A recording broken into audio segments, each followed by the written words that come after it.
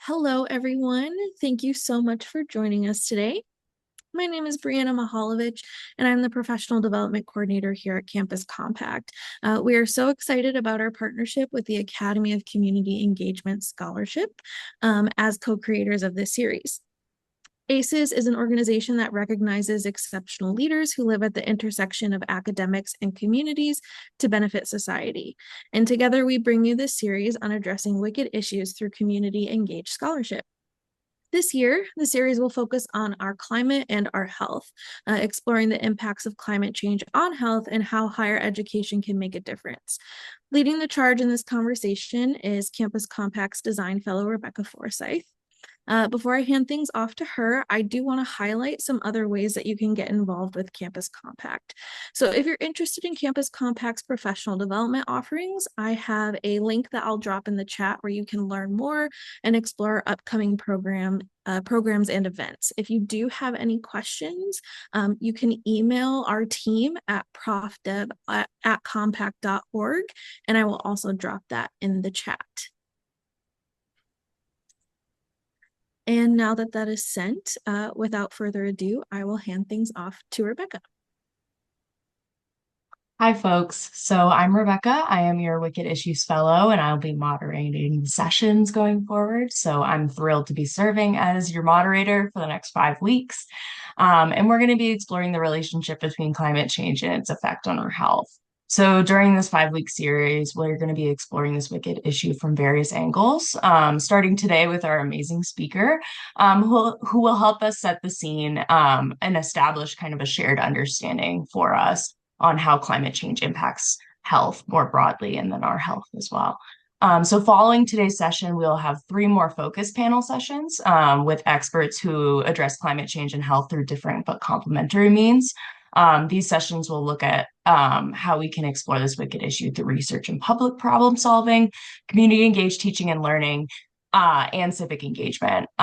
We will then close out our 5-week webinar with a session on cultivating climate hope and collective action to remediate any kind of climate grief and apathy that we might be feeling after kind of talking about this wicked issue.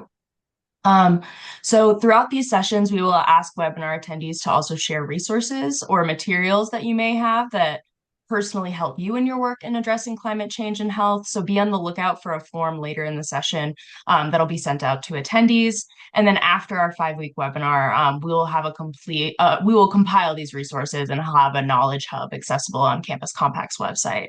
Lastly, before I introduce our speaker, we will have time for a Q&A session after our presentation, and Brianna will be pulling out some questions from the chat. So please, as Dr. Patz presents, think of anything you'd like to ask. But enough of me. I'd like to introduce our speaker today. So our speaker is a Vilas Distinguished Achievement Professor and John P. Holton Endowed Chair of Health and the Environment at University of Wisconsin-Madison. He is an elected member of the U.S. National Academy of Medicine and served as a health co-chair for the first U.S. National Climate Assessment. He also served for 15 years as a lead author for the United Nations Intergovernmental Panel on Climate Change, or IPCC, which shared in the 2007 Nobel Peace Prize. He currently directs an NIH-sponsored Center for Health, Energy, and Environmental Research in the at UW-Madison. So without further ado, I give you Dr. Jonathan Patz. Well, thank you, Rebecca, and thank you, Brianna. I'm going to go ahead and share my screen and just let me know that you can see the cover slide with a thumbs up. Great. Okay. So my task here is to set the stage at this intersection between climate change and health. And what I'm going to do is talk about the risks of climate change, but also talk about the health benefits of climate action. But first, I have some breaking news from today's New York Times. Since the upheaval over the closing of the Strait of Hormuz, over 500 U.S. mayors have announced that they are done with relying on fossil fuels. They argue that renewable energy is now so cheap in comparison that it makes 0 sense to delay a rapid transition to EVs and transit. We're done with the internal combustion engine, says Mayor Purview of Cincinnati. We want Our city is interconnected by electric trains, safe bike paths, and electric transit in urban centers. And we don't want trucks spewing unhealthy diesel pollution on our highways. Other mayors chimed in saying the electricity should come from renewables, now the cheapest source of electric power. So is that awesome news or what? So, sorry, it is April 1st, but doesn't that make perfect sense? That should be today's news, but it is April 1st, so I just wanted to show you that. But everything in this thing that I drafted this morning, um, there's no reason not to do that. And you'll see by the end of this presentation why this is exactly what should happen next. Okay, so we all know that the Earth is heating up because of the increase in greenhouse gases. CO2 is the most abundant greenhouse gas. As of last year, we're just continuing to rise, and that's heating up the planet. We saw headlines like this. Phoenix had 100 straight days over 100 degrees in 2004. 2004, according to the World Meteorological Organization, was the hottest year on record, 1.5 degrees centigrade above pre-industrial levels. Last year was ranked as the third hottest year. And these past 2 years are not anomalies. We really are increasing in temperature. So, so what if we're increasing in temperature? What does that mean? So if you look at the physical attributes of climate change, so rising temperatures, sea level rise from thermal expansion of salt water, and extremes of the water cycle, more droughts, floods, and fires. And Rebecca, can you see my pointer, by the way? Yes. Okay, good. Good to know.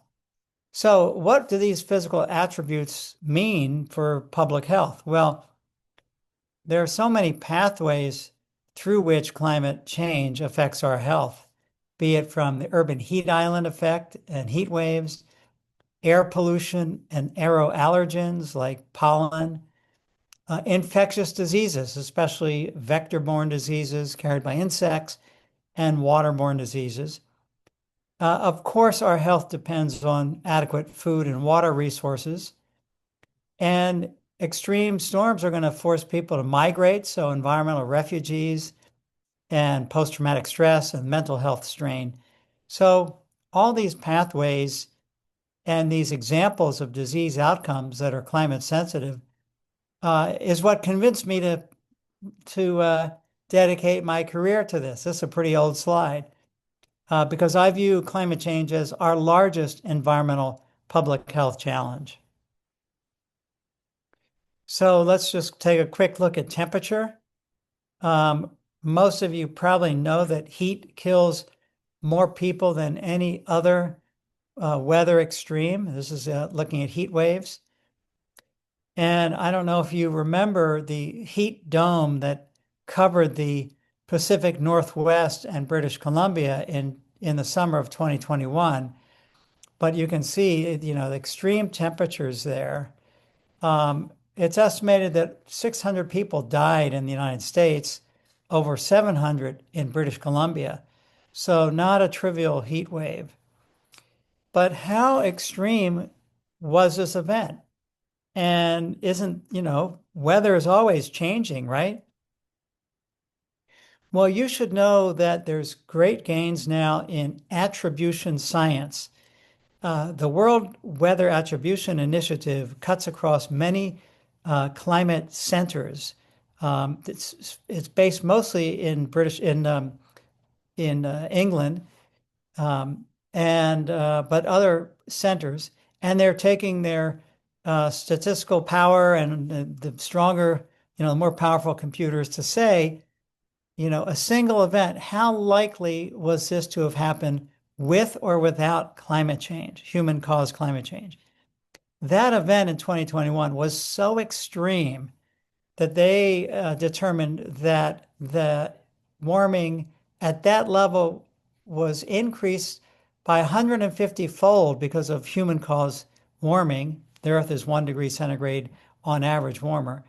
And what that means is that event was virtually impossible to have occurred without human-caused climate change. So we're getting a better handle at attributing some of these extreme events.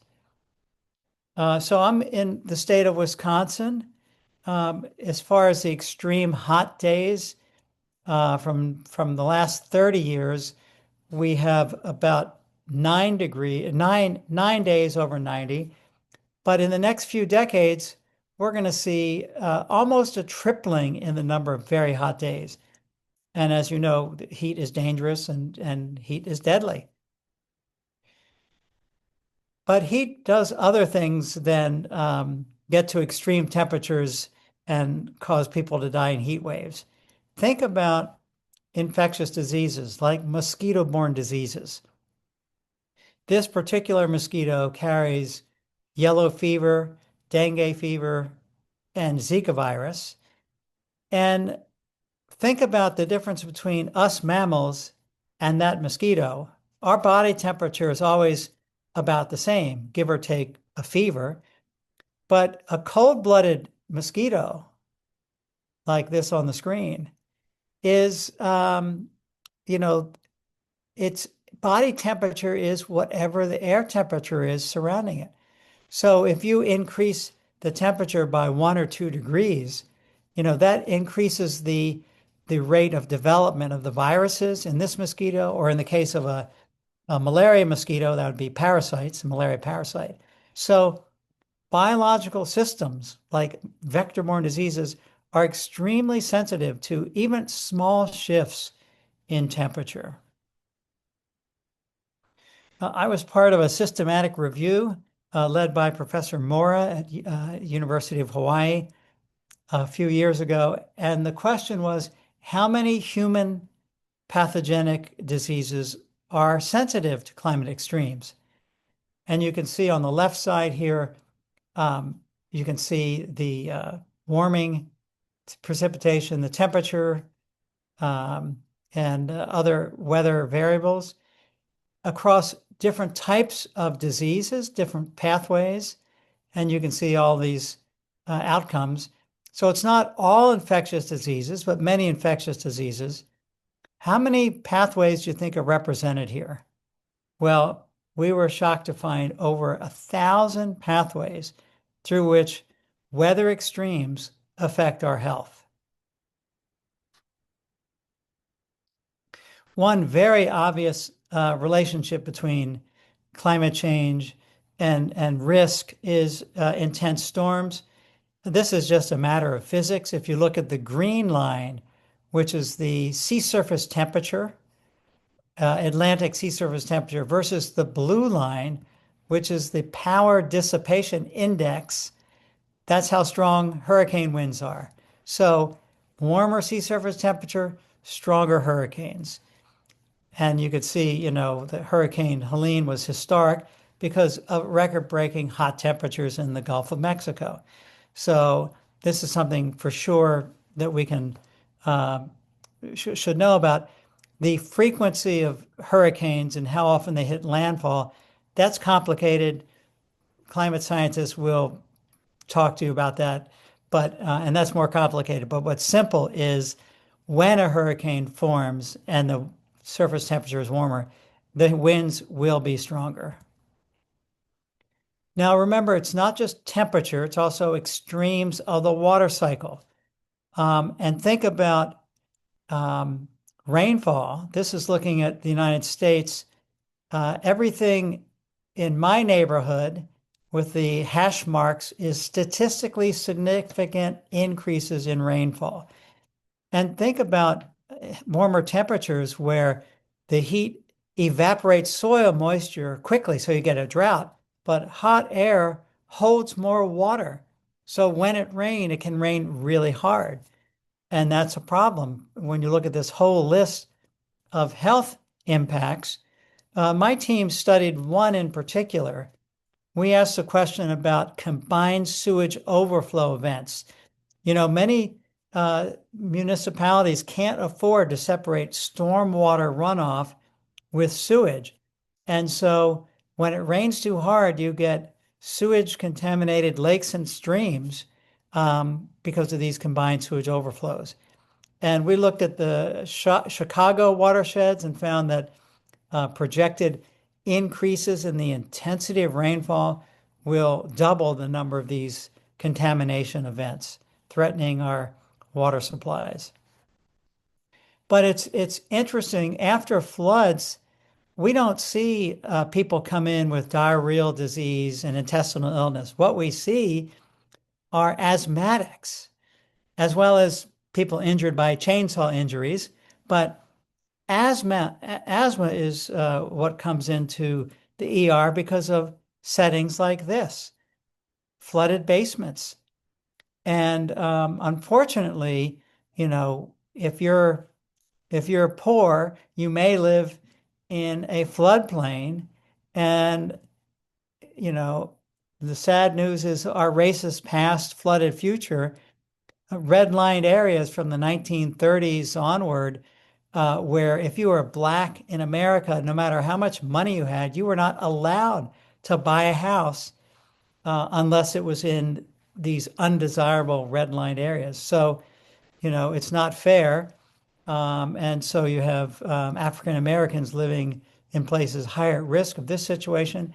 The same is true for urban heat waves and the urban heat island, that the formerly redlined areas that have no investment in parks and green space that cool the city, they also have problems in the urban heat island effect. So there are some ethical questions here regarding heat waves and regarding flooding as to vulnerability.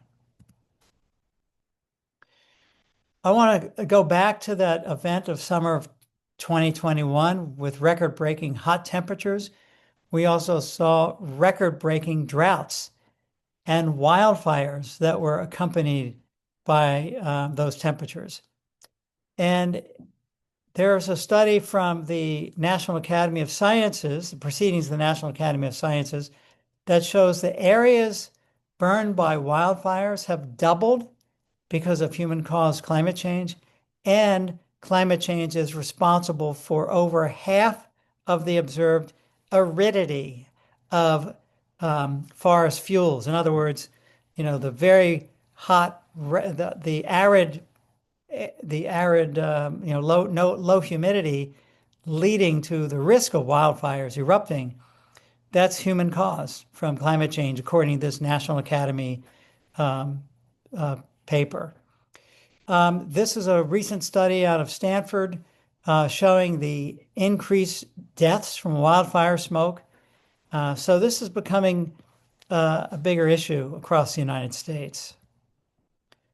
And thinking about the smoke exposure to an average American, this is also increasing. You can see this is 2021, 2023. 2025 is not here yet, but it's even higher. Don't ask me why it's every other year, but so far the pattern is looking, you know, about every other year, we've got a lot of wildfire smoke.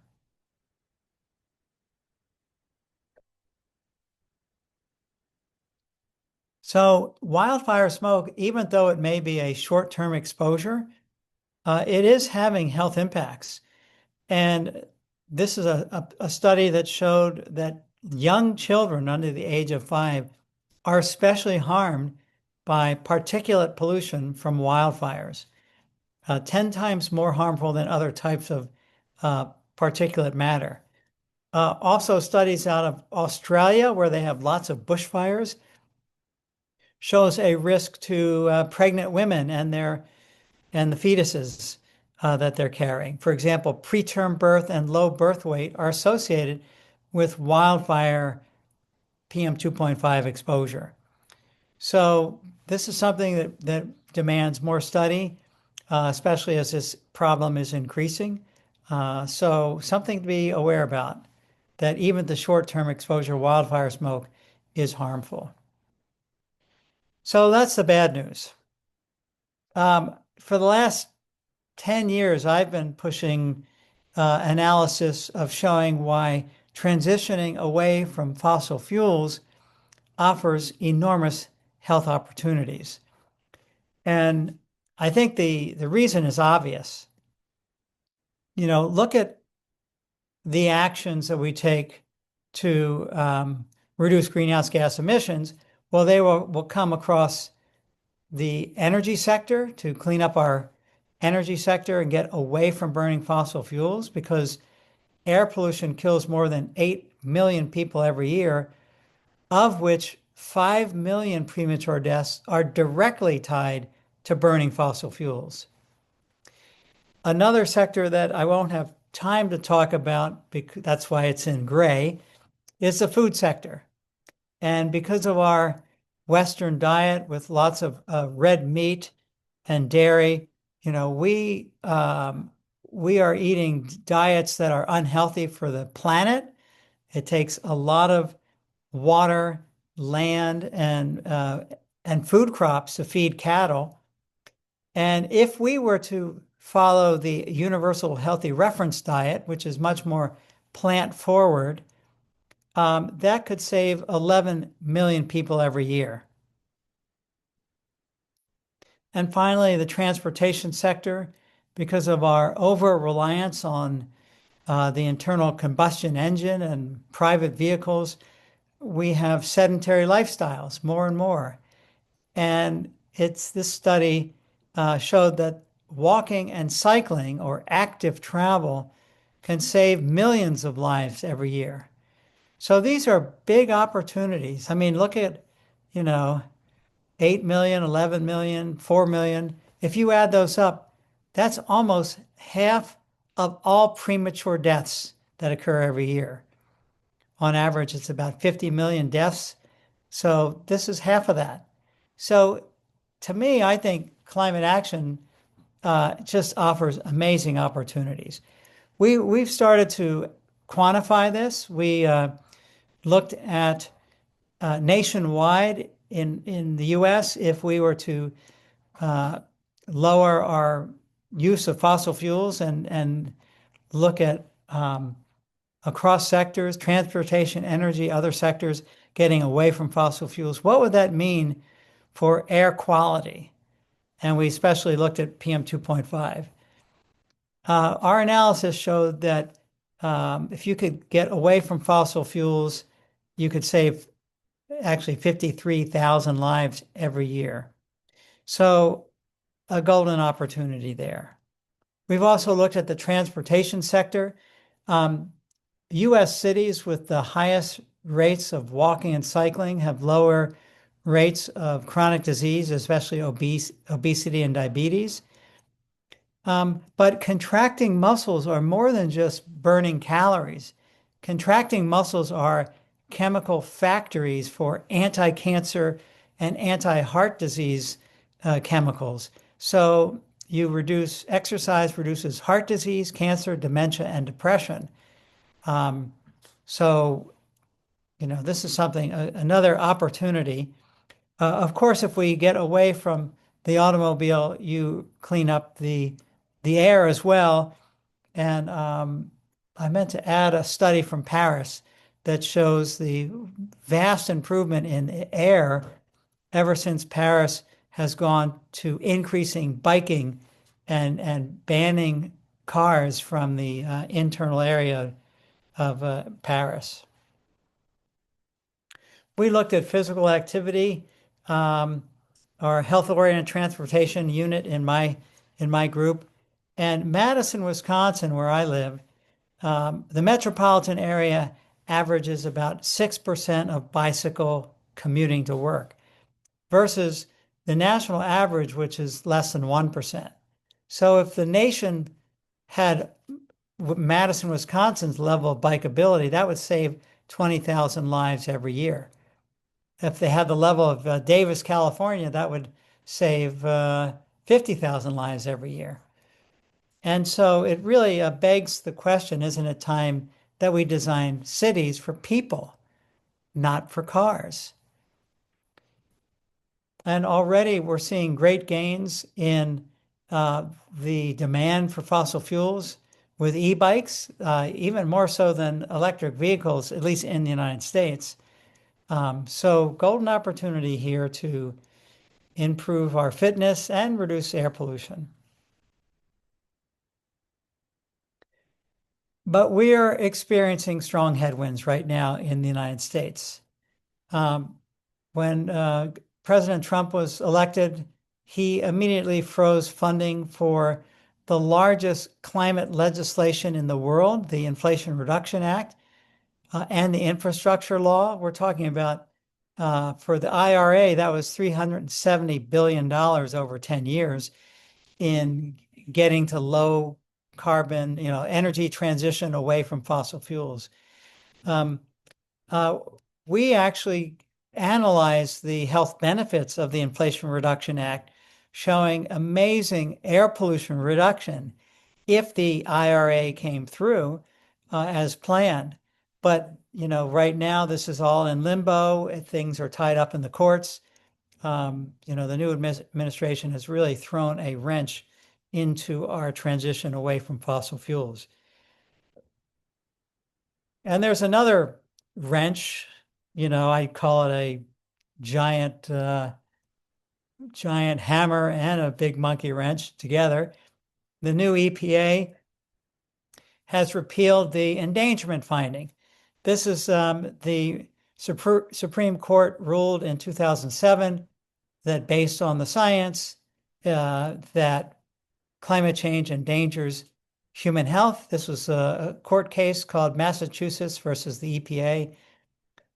So they ruled that climate change endangers public health and asked the EPA at that time to do an analysis and reconfirm it, which they did. And 2 years later, the EPA came out with its endangerment finding, which means that under the Clean Air Act, because greenhouse gases cause climate change, which endanger human health, the EPA needs to regulate greenhouse gas emissions. So 16 years passed, 18 years from the Supreme Court ruling. And as of last summer, the EPA proposed to repeal the endangerment finding based on scientific uncertainty, is what they said. Well, just, in September, they changed. Well, I'm sorry, hang on. Public comment was due in September, and public comment happened. And I learned how important public comment is. And then just February 12th, EPA came out with its final ruling to repeal the endangerment finding. There have been some other bad things as far as coal power plants, PM regulations, CAFE standards, as far as miles per gallon. And also, really bad news is the EPA said, because of the uncertainty in the value of a statistical life, for our decision making, we're not even going to use human costs. Just how much it costs industry. Just ridiculous. So there's a lot of bad stuff coming out of the current EPA. But let's come back to the endangerment finding. So public comment happened. And within that public comment, the National Academies of Sciences, Engineering, and Medicine pulled together authors for a consensus report. And their conclusion was that the endangerment finding was accurate, has stood the test of time, and is now reinforced by even stronger evidence. At the same time, an expert working group on climate change and health in the United States was formed. We were part of that and found the same thing, that the current EPA is incorrect because the endangerment finding, since then, there's a vast amount of scientific evidence and there's less uncertainty. So let's roll forward 6 months.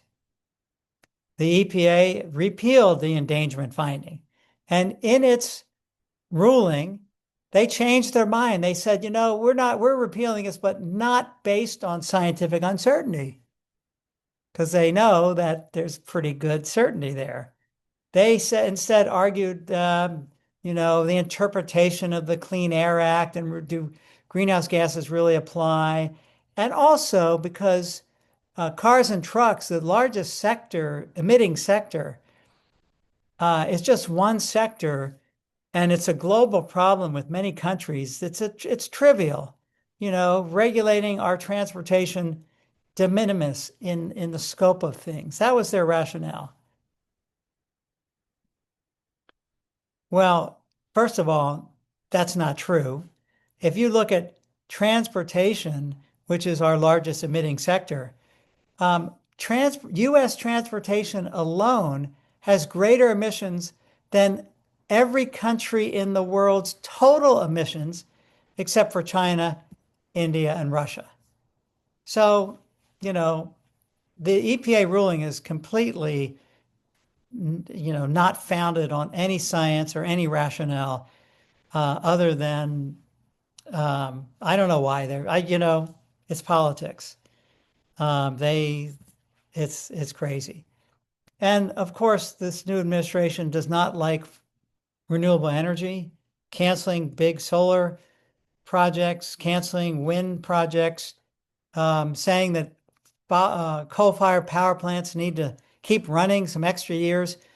So I have a big concern with this, and I think it's going to be America last when you think about energy development and at what human cost, both in health and jobs. And we're actually studying these reversals and what will the human health cost be by all of these reversals that are happening.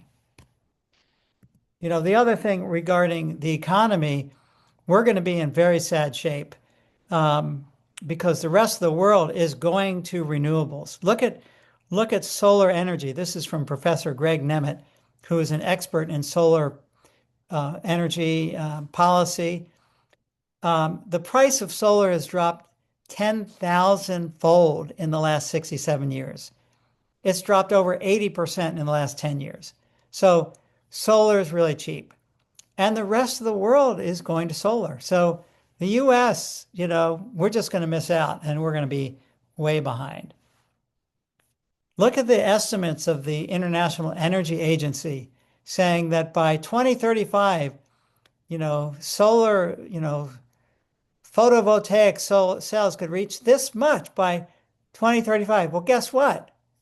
This is reality, just rocketing solar panels all over the world except for the United States. Electric vehicles.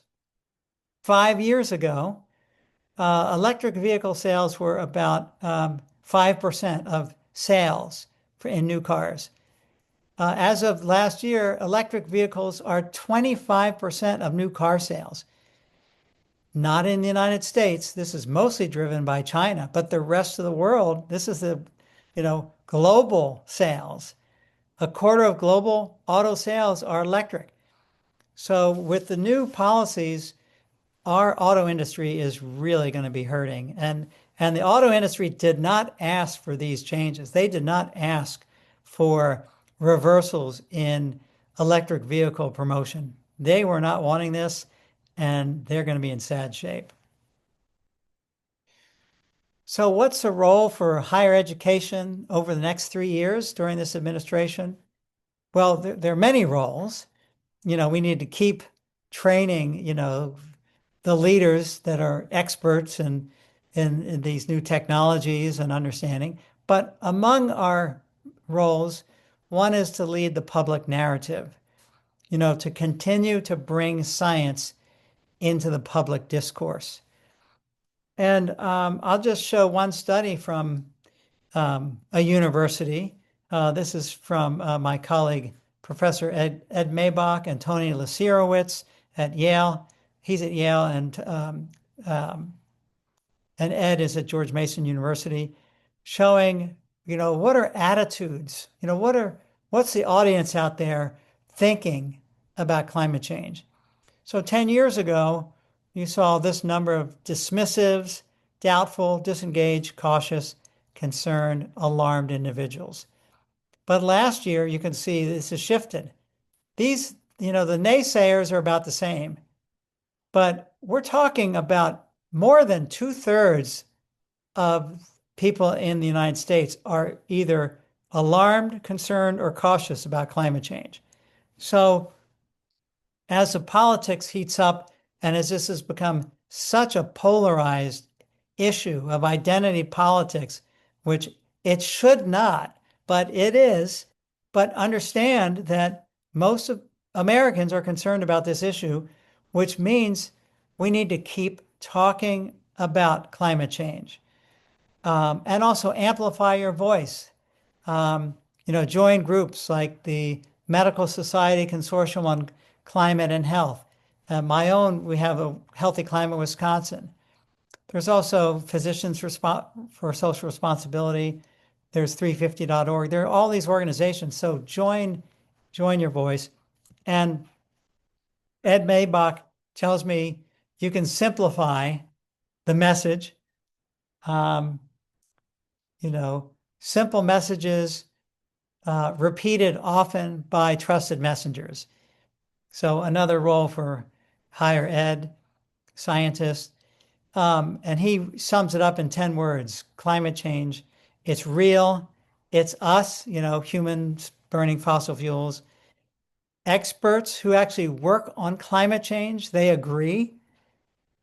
We know it's serious, it's bad, there are cross-sectoral impacts, but there's hope, and I truly think from the public health lens that this is one of the greatest opportunities that we have. If we can solve climate change, we will be healthier as we do that. So we're trying to lead by, the public narrative. This was the day, February 12th, the day that EPA rolled out its final repeal. We put out this article. Trump says climate change doesn't endanger public health. Evidence shows it does, from extreme heat and mosquito-borne disease. So we're trying to be out there. Last week, a week and a half ago, I put out an op-ed. EPA needs to fulfill its mission to protect the environment. I'll put this in the resources. This is a new op-ed with some good links to it showing how ridiculous this EPA reversal is. The other thing that we need to do more of is community engaged research. We have an NIH-funded center called the Center for Health, Energy, and Environmental Research. And it's a community-driven type of analysis. We have, we get local engagement that help pick out policy, priority policies, and we run models, and then we show what the output is. We hand that back to the communities, they respond. So we have a community engagement core that is quintessential to this research center. We have an incredible group of community advisors, 10 leaders in Milwaukee that are just stellar and bring so much into co-creating the research and incredible resource. The other thing that we're doing is we're trying to do more rapid assessment. These rollbacks, they hurt, and decision makers are trying to figure out what to do next. So we're doing rapid assessments in real time to ask the question, well, what if you build 2 more methane generating plants for these data centers? How many more people will the air pollution kill versus running this with renewables? So we're doing this sort of rapid assessment. The other thing to be aware of, some good news, as the federal government stalls on climate change, the states are stepping forward. There's this United States Climate Alliance. It's the state governors pulling together. This is 24 governors, and they represent 54% of the U.S. population, 57% of the economy. You can see this is a map of the U.S. All the dark states are the ones that are part of this alliance. The same day as the repeal of the endangerment finding, the co-chairs of this alliance, Governors Newsom and Evers, did the same. They came out with a press release on the same day, blasting the EPA denial of that climate change harms Americans. So things are happening at the state level. Not only state policies and proposed laws, but there are also lawsuits. This is a lawsuit in Wisconsin where there are 15 children that are suing the Wisconsin Public Service Commission that prohibits the Public Service Commission from considering greenhouse gas pollution when deciding whether or not to approve a fossil fuel power plant. Crazy. So they're arguing the state is harming their health and their future. So another thing that we should be doing is keeping abreast of not only state level policy, but also the legal challenges they're cropping up that are very important. The other thing to remember is we do not need to wait for a solution. The solutions are here. You know, cities designed for people and safe biking. This is a project on agrovoltaics, putting solar cells over agricultural land and growing shade-based crops or sheep and goats. So this is something that's exciting. And of course, electric vehicles, and knowing that electricity, the cheapest way to generate electricity right now is renewables and batteries. So there's no more argument for, we can't afford to get away from fossil fuels. That's a bogus argument, especially since about 2019 when renewables became the cheapest way to generate electricity. So I want some time for questions. So I just want to conclude by saying that today we have the opportunity of a lifetime to seize the moment to transition away from fossil fuels and at the same time vastly improve our health. And with that, I thank you very much for your attention, and you can put your questions in the chat, and I'll try to come up with a list of some resources too. This is our website for the Climate Solutions for Health Lab at UW-Madison. And over to you, Rebecca, to moderate now. And I'll stop sharing my screen. Amazing. Thank you so much for sharing this. So folks, we do have around 15 minutes or so for questions. And so if you have questions for Dr. Patz, we can field those and kind of funnel them to him as well. So we do have two I'm seeing. Let's see.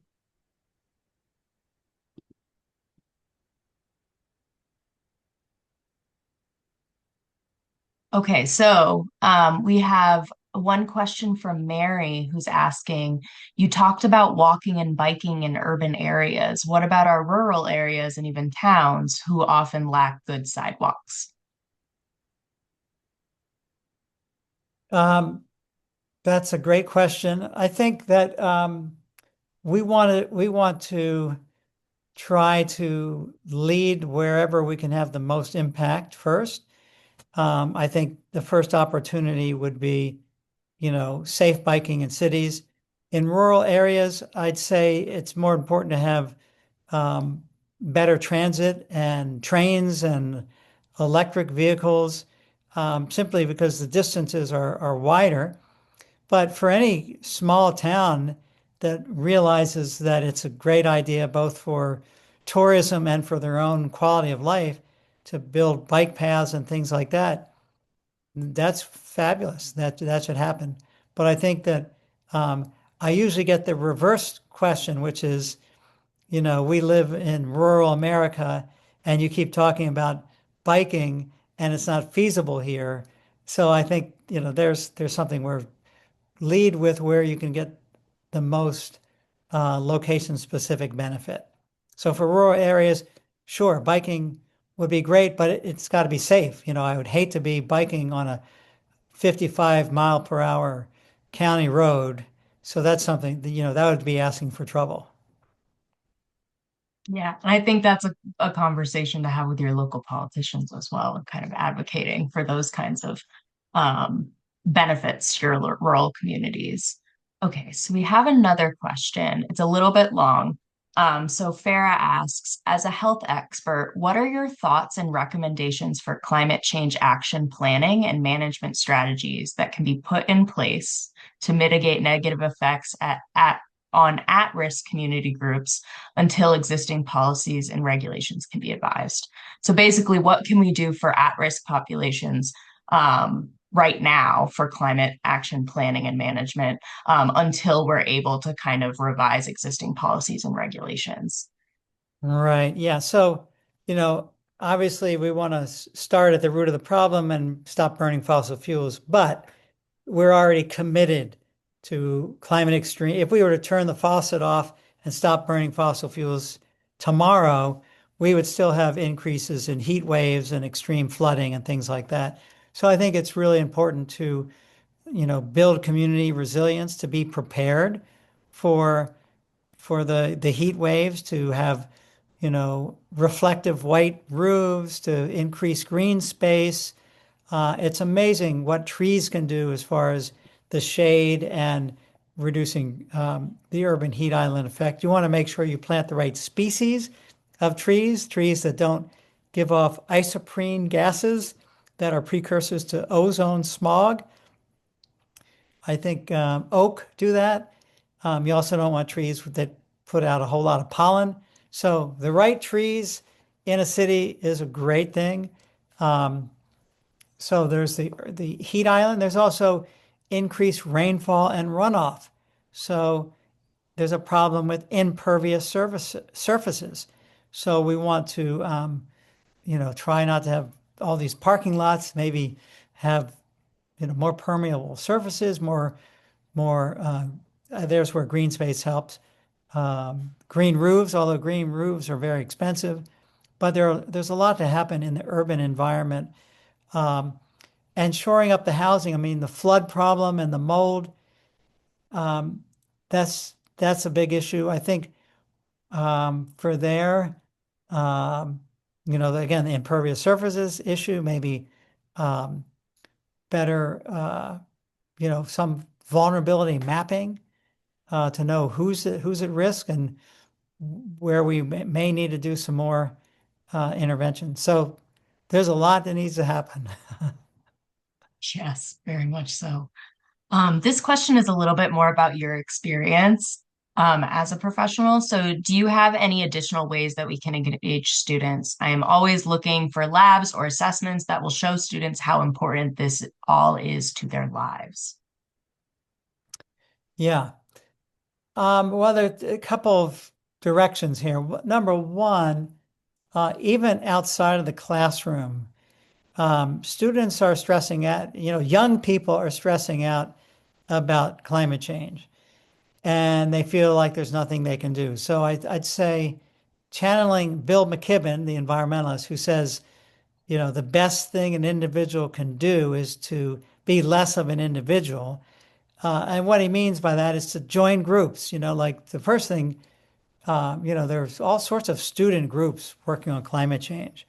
Um, and so number one is to join up so that your voice can be heard. And also you can be with others and start having agency and doing things. I mean, when I was part of that expert panel providing 50 pages of evidence against the EPA's ruling, I felt really good. I felt like, wow, I feel good because I'm doing something, right? Fighting.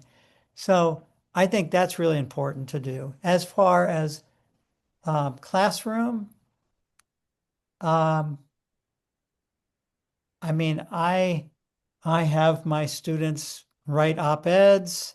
Um, I we used to do a conference of the parties type of engagement. Um, I'd say that whoever is teaching probably has just as many good ideas as I have.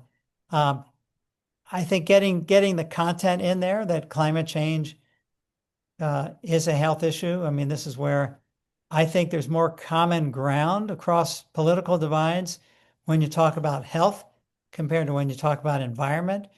So just simply recognizing, acknowledging the health aspect of climate change.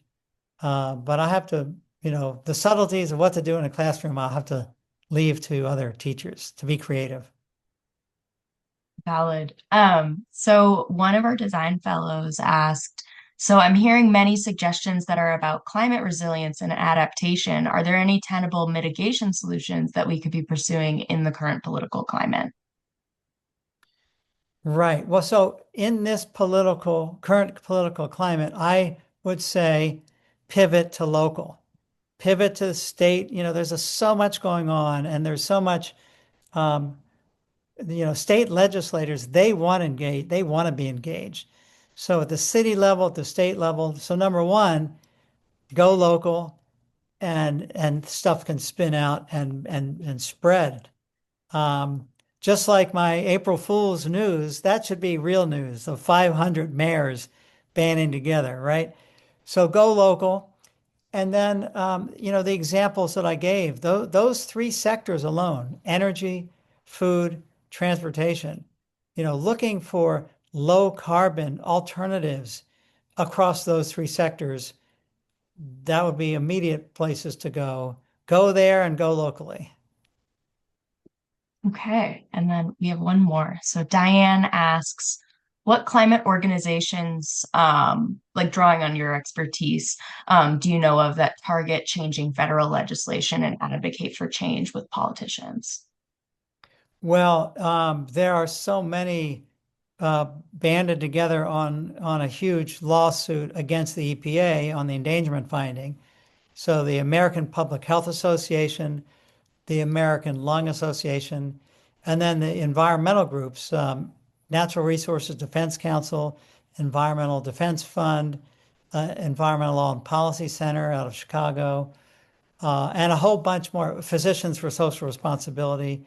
So, because the endangerment finding is climate change and health, you've got the health organizations, and you have the big environmental NGOs.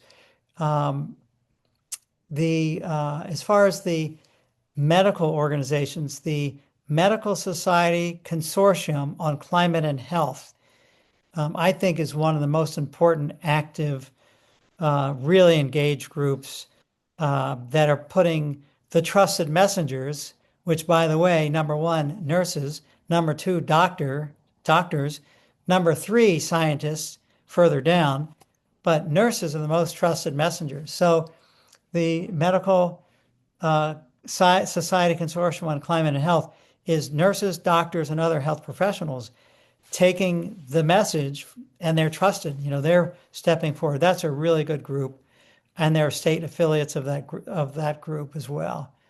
So yeah, there are a lot of groups doing it. I can't pinpoint one, but I can just tell you those groups are super involved, especially going against this administration right now. Amazing.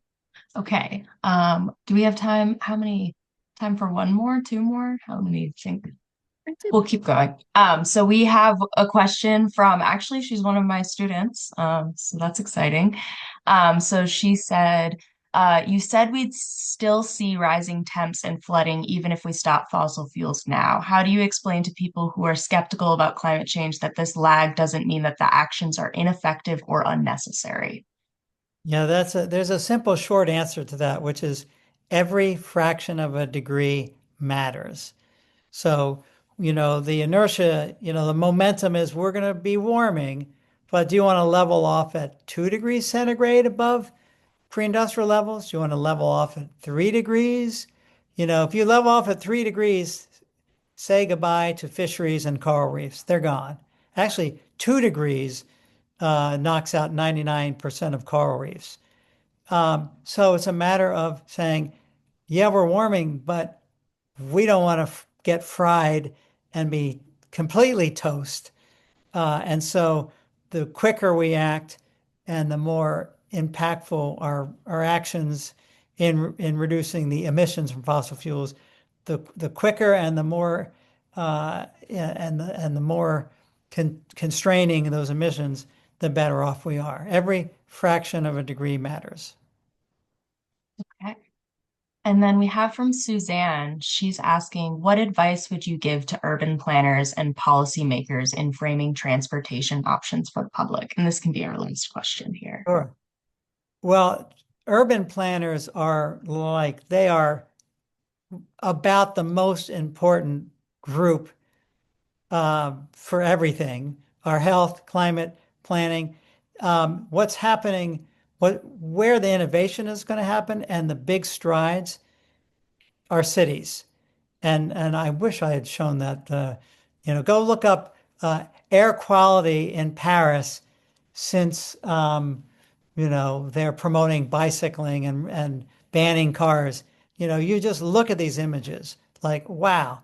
So at the city level, urban planners, planning transportation, transportation is our largest emitting sector. So I leave it to them to figure out the best planning, but electric transit, so electrify transportation, number one, and make it multimodal. So make it safe for walking and biking and also electrify.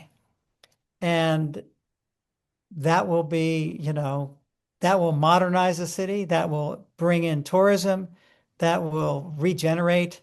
Um, you know, People want to be in these places.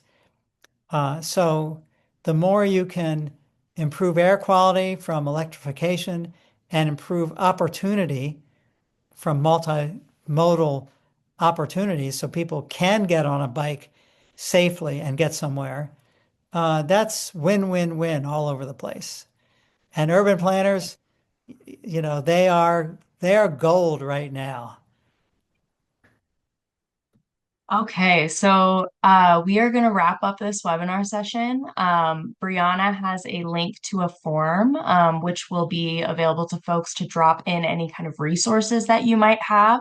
And after kind of the webinar series ends, we will be sharing out this Knowledge Hub. And reminder to folks that we have 4 more sessions going. The next session will be focused on research and public problem solving with some really amazing scholars in that realm. So thank you so much, Dr. Patz, and we're so lucky to have you. And it has been a great time to have with all of you. So looking forward to seeing you all next week. All right. Bye, Thanks, folks. Rebecca. Thanks, Yeah. Brianna.